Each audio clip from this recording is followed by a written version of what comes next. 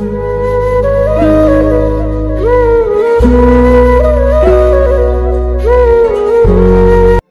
কয় যে আমার বাবা একটা বিয়ে করছে, তো ওই যে বলেছে আমার বাবা একটা বিয়ে করছে, মা একটা বিয়ে করছে, ওই কথা বারবার দিনের মধ্যে 14 বার বলে। 3 বেলা খাইতে গেলে 3 বেলা বলে তো মা বিয়ে করছে, তো বাপ বিয়ে, তুই এত সাজুগুজু করিস, তুই থাকিস কে, চলিস কে। রেমির জন্য কাঁদছে তার ছোট্ট মেয়ে। মাকে ছাড়া কিভাবে বড় হবে রেমির মেয়ে?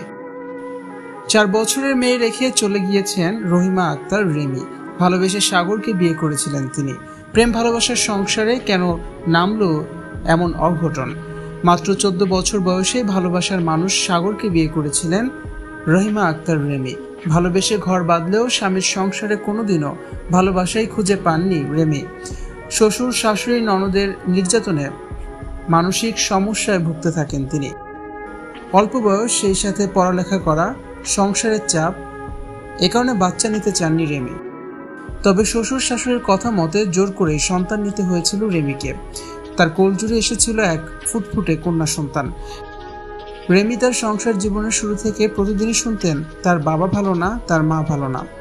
রেমির বয়স যখন মাত্র 4 বছর, তখনই তার বাবা মায়ের ডিভোর্স হয়ে যায়।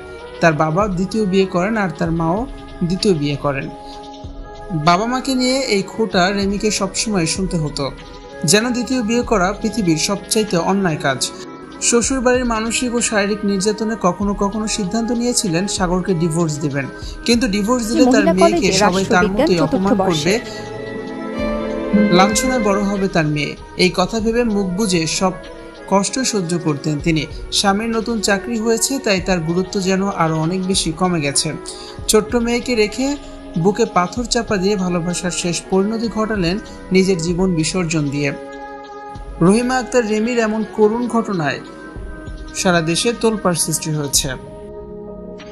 ভিউয়ার্স, এই বিষয়টি নিয়ে আপনাদের কি মতামত জানিয়ে অবশ্যই কমেন্টস করে দিন। ভিডিওটি ভালো লাগলে অবশ্যই শেয়ার করুন।